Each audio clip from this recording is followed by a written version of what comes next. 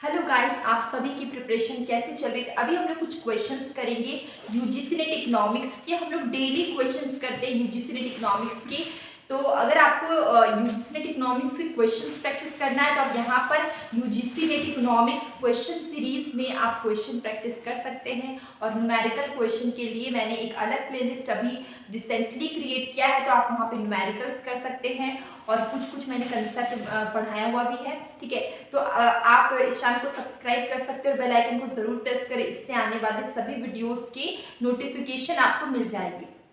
हमारा जो first question है, देखिए यहाँ पे मैंने कुछ क्वेश्चंस लिखे हैं। ठीक है, यहाँ पे आप क्वेश्चंस देख सकते हैं, जैसे कि बिजनेस साइकिल हम लोग ने देखा था।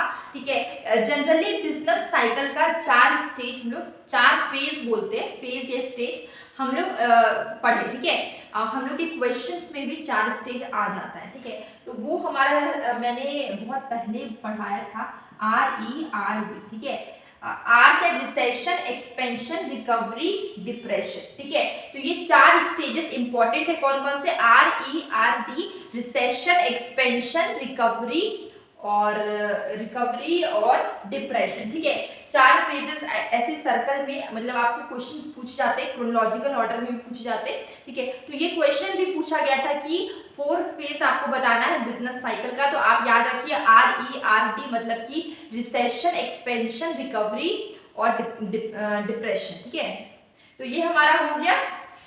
इसके बाद आप देखिए ये क्वेश्चन क्या है, peaks and trough of the business cycle are known collectively. ठीक है, पीक सबसे ऊपर पॉइंट, सबसे पीक पॉइंट, बिजनेस में सबसे पीक पॉइंट। ठीक है, जब हम लोग बूम की स्थिति आती है जब तेजी आता है, ठीक है, तो वो हमारा पीक पॉइंट होता है। ठीक है, और सबसे टफेस्ट पॉइंट, जब ऐसा लगता है कि बिजनेस हैंडल नहीं होगा, अब शट डाउन कर देना चाहिए। ठीक है, बिजनेस बंद कर देना चाहिए, छोड़ देना चाहिए, तो वो हमारा कौन सा पॉइंट होता है? टफेस्ट, सबसे मुश्किल समय, जिसमें समय निकालना बहुत मुश्किल है। ठीक है, वहां से बाहर आना बहुत मुश्किल है। ठीक है, तो ये जो पीक टाइम, पीक की बात कर रहे हैं, तेजी की बात कर रहे हैं, और सबसे टफेस्ट टाइम। ठीक है, दोनों को कलेक्टिवली अगर हम लोग लेते हैं तो इसको हम लोग क्या बोलेंगे? टर्निंग पॉइंट बोलेंगे। क्या बोलेंगे?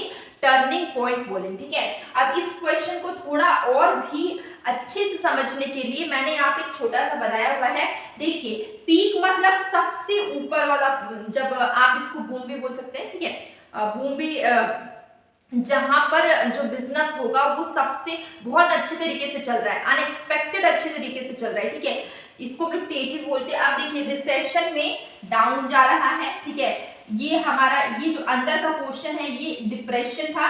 ठीक है, ये क्या? डिप्रेशन, ये हमारा टफ टाइम है। इसके बाद फिर से रिकवरी होने लगा, फिर एक्सपेंशन होने लगा। तो ये किसी भी बिजनेस में ये साइकिल होता ही है, जिसमें बूम भी आता है, रिसेशन भी आता है, रिकवरी भी आता है, डिप्रेशन, मतलब ये सारी फेजेस से सारे बिजनेसमैन को गुजरना पड़ता है। ठीक है, तो ये हमारा क्या है? Business cycle. ठीक है, ये क्या है? बिजनेस साइकिल है। इसके स्टेजेस बहुत इंपॉर्टेंट है। ठीक है, तो ये डायग्राम से आपको समझ में आ गया, ये आपको क्या है? पीक है। फिर रिसेशन आया, रिसेशन के बाद सबसे टफ टाइम, टफेस्ट टाइम आया, उसके बाद हम लोग रिकवरी करने लगे, फिर से एक्सपेंशन आ गया। ठीक है, तो ये आपको, इसका आंसर क्या होगा? पीक और टफ दोनों को अगर हम लोग कलेक्टिवली लेते हैं तो ये हमारा होता है टर्निंग पॉइंट। तो answer will B A, turning point. ठीक है, ये आपको समझ में आ गया। इसके बाद नेक्स्ट क्वेश्चन भी इसी से। ठीक है, अगर हम बात करें रिसेशन, ठीक है, रिसेशन स्टार्ट हुआ, ठीक है, और लोग इन्वेस्टमेंट बहुत कम करने लगे। जब भी रिसेशन की कंडीशन आती है तो लोग इन्वेस्टमेंट कम कर रहे हैं, सोच रहे थोड़े से पैसे बचा ले, कल क्या होगा, फ्यूचर में खाने को मिलेगा कि नहीं, तो पैसे वो सेव कर रहे, वो कहीं इन्वेस्ट नहीं कर रहे हैं, वो रिस्क नहीं ले रहे। तो जब इन्वेस्टमेंट कम हो जाएगा तो जो इकोनॉमी में एम्प्लॉयमेंट भी कम होगा, इन्वेस्टमेंट कम होगा। मान लीजिए कोई बिजनेसमैन है, वो इन्वेस्टमेंट करता है, प्रोडक्शन करता है, तो वो रॉ मटेरियल मार्केट से लेके आता है। ठीक है, वो लेबर हायर करता है, लेबर को भी काम मिला, लेबर को भी एम्प्लॉयमेंट मिला। इससे क्या होता है? एक्टिविटी होती रहती है, इकोनॉमिक एक्टिविटी होती रहती है, और लोगों का पेट भी भरता रहता है, ठीक है। तो रिसेशन की सॉरी यहाँ पे क्या क्वेश्चन था, रिसेशन स्टार्ट होता है जब लोग इन्वेस्टमेंट अपना घटा देते हैं, और इन्वेस्टमेंट घटाते हैं तो इकोनॉमिक एक्टिविटी भी क्या होती है, वो बहुत कम हो जाती है, एम्प्लॉयमेंट भी कम हो जाता है, लोगों को रोजगार, जितना ज़्यादा इन्वेस्टमेंट करेंगे, जितना ज़्यादा प्रोडक्शन करेंगे, लोग जितना ज़्यादा डिमांड करेंगे, उतना ही लेबर को भी काम मिलेगा, एम्प्लॉयमेंट जनरेट होगा, और एम्प्लॉयमेंट जनरेट होगा, इकोनॉमिक एक्टिविटी अच्छी चलेगी, तो अपने आप कंट्री का जो कंडीशन है वो इकोनॉमी का कंडीशन बेटर होगा, ठीक है। तो इसका आंसर क्या होगा, रिसेशन स्टार्ट कब होता है, जब इन्वेस्टमेंट डिक्रीज हो जाता है। तो आंसर विल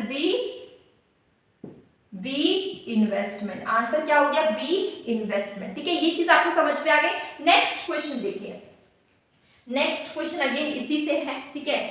तो यहाँ पे देखिए डिप्रेशन था, ये थोड़ा सा मिट गया है। देखिए ग्रेट डिप्रेशन, ठीक है, ग्रेट डिप्रेशन एक टाइम था, वाज द रिजल्ट ऑफ ठीक है, ये ग्रेट डिप्रेशन क्यों हुआ, ठीक है, और इससे क्या होगा एग्रीगेट डिमांड कर्व पे। तो हम लोग ने थोड़ा सा उधर समझ लिया, जब बहुत ज्यादा डिप्रेशन आ जाएगा, ग्रेट डिप्रेशन, तो लोग डिमांड नहीं करेंगे या बहुत कम डिमांड करेंगे। क्या होगा, डिमांड नहीं करेंगे या फिर बहुत कम डिमांड करेंगे। तो डिमांड जब नहीं होगा तो प्रोडक्शन क्या करें, क्या प्रोडक्शन, जब जो भी इकोनॉमी में किसी कंट्री में रहने वाले लोग हैं वो डिमांड करते हैं कि उन्हें फूड चाहिए, उन्हें क्लोथ्स चाहिए, उन्हें लग्जरी आइटम चाहिए, वो डिमांड करेंगे तो सारे काम होंगे, प्रोडक्शन होगा। जब डिमांड नहीं कर रहे हैं तो प्रोडक्शन भी नहीं होगा। अगर प्रोडक्शन नहीं होगा, ठीक है, तो लेबर को हायर नहीं किया जाएगा, ठीक है, और लेबर हायर नहीं होगा तो एम्प्लॉयमेंट कहाँ से होगा, एम्प्लॉयमेंट जनरेट नहीं होगा। एम्प्लॉयमेंट क्या होगा, जनरेट नहीं होगा, क्योंकि यहाँ पे कोई काम ही नहीं हो रहा है, ठीक है, एम्प्लॉयमेंट जनरेट नहीं होगा, ठीक है। तो डिमांड जब होता है तभी क्या होता है, प्रोडक्शन होता है, क्योंकि लोग डिमांड करें तो प्रोडक्शन करना ही पड़ेगा, प्रोडक्शन करेंगे तो रॉ मटेरियल लेकर आएंगे, ठीक है, सारे जो भी उस इनपुट जो भी लगते हैं सब कुछ लाना पड़ेगा, लेबर रखना पड़ेगा, और लेबर हायर करना पड़ेगा, और ट्रांसपोर्टेशन, सब कुछ सारे काम होंगे, इकोनॉमिक एक्टिविटी होती रहेगी। लेकिन लोग जब डिमांड ही नहीं करते हैं तो क्या होगा कि एम्प्लॉयमेंट कहाँ से आएगा, लेबर को कहाँ हायर किया जाएगा। इन सभी के लिए डिमांड करना बहुत इंपॉर्टेंट, ठीक है। तो देखिए यहाँ पे क्वेश्चन क्या है, the great depression was the result leftward shift in, leftward होगा शिफ्ट इन एग्रीगेट डिमांड कर। ये मैंने क्यों लिखा, अगर डिमांड करते हैं तो डिमांड कर्व शिफ्ट होगा राइट में, लेकिन अगर डिमांड नहीं करते हैं तो डिमांड शिफ्ट होता है लेफ्ट में, ठीक है। ये चीज सबको समझ में आ गया। क्या मैंने बोला, ध्यान से सुनिए, अगर इकोनॉमी में डिमांड होगा तो डिमांड कर्व शिफ्ट करेगा राइट साइड में, और इकोनॉमी में अगर डिमांड नहीं होगा तो डिमांड कर्व शिफ्ट होगा लेफ्ट में, ठीक है। तो यहाँ पे देखिए ग्रेट डिप्रेशन आ गया, लोग डिमांड नहीं कर रहे हैं तो डिमांड कर्व शिफ्ट करेगा लेफ्ट साइड में, ठीक है। तो इसका आंसर होगा यहाँ पे लेफ्टवर्ड और यहाँ पे एग्रीगेट डिमांड कर्व, ठीक है। तो answer will be D, leftward और डिमांड, एग्रीगेट डिमांड, तो आंसर विल बी, ठीक है। ये चीज आपको समझ में आ गई। नेक्स्ट क्वेश्चन है industries that are extremely sensitive, क्या बोला जा रहा है, extremely sensitive to the business cycle are, ठीक है। तो इंडस्ट्री किसके लिए बहुत ज्यादा सेंसिटिव है, ठीक है। यहाँ पर है capital goods, non durable goods sector, capital goods, durable goods sector, durable goods service sector. तो ये देखिए durable goods, non durable goods, capital goods, ये सारे होते क्या है, देखिए थोड़ा समझ लीजिए कंसेप्ट को। ये जो ड्यूरेबल गुड्स होते हैं ये गुड्स बहुत लंबे समय तक चल जाते हैं। जैसे कि आप कार ले लीजिए, ठीक है, एक आप कार परचेज करेंगे तो वो आपका कितना साल चलेगा, 10 साल चलेगा। लेकिन क्या आप मार्केट से सब्जी लेकर आए हैं, वो आपको कितना दिन चलेगा, 3 दिन, 4 दिन, 5 दिन, बहुत हार्डली 6 से 7 डेज, ठीक है। जो आपका डेयरी प्रोडक्ट है वो कितना दिन चलता है, ठीक है, बहुत कम ड्यूरेशन है उसका, ठीक है। तो जो ड्यूरेबल गुड्स होते हैं वो टिकाऊ होते हैं, वो बहुत लंबे समय तक चलते हैं। लेकिन जो नॉन ड्यूरेबल गुड्स होते हैं वो क्या होते हैं, वो बहुत कम टाइम तक चलते हैं, उसको ज़्यादा टाइम तक स्टोर नहीं किया जा सकता है। जैसे कि वेजिटेबल्स हो गए, फ्रूट्स हो गए, आपके डेयरी प्रोडक्ट्स हो गए, ठीक है, तो ये सब आप बहुत टाइम तक स्टोर नहीं कर सकते, ठीक है, ये चीज़ आपको समझ में आ गया। कैपिटल गुड्स की बात करें, फिजिकल गुड्स आपके कैपिटल गुड्स हो गए, जैसे कि मशीनरी, ठीक है, लैंड, ये आपके कैपिटल गुड्स है, ठीक है। तो देखिए ये चीज़ आपको समझ में आ गई। अब आपको क्वेश्चन ये है, industries that are extremely sensitive, industries किसके लिए सबसे ज्यादा सेंसिटिव है, business cycle are the capital goods और नॉन ड्यूरेबल के लिए, कैपिटल और ड्यूरेबल गुड्स के लिए, durable goods and service sector के लिए। सर्विस सेक्टर आपको पता है, सेवा सर्विस सेक्टर हमारे 3 सेक्टर है, primary sector, tertiary sector, third is service sector, ठीक है। तो ये चीज आपको मालूम होगी, बेसिक चीज है। तो हमारा जो ये है इंडस्ट्रीज सेक्टर है, ये सबसे ज्यादा सेंसिटिव किस चीज को लेके है, तो वो होगा आपका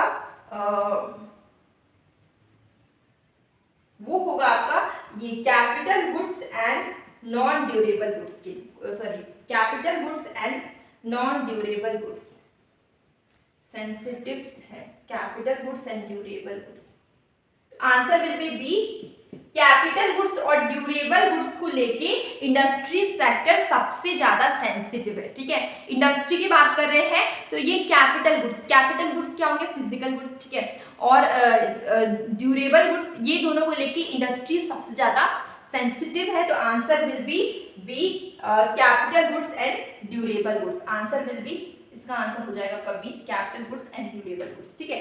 तो इसी के साथ अब हम लोग मिलेंगे कल एक न्यू वीडियो में, और अभी हम लोग ने कुछ क्वेश्चंस किए हैं, ठीक है। अगर आपको कोई डाउट हो किसी भी पॉइंट पे, प्लीज कमेंट बॉक्स में बताइए।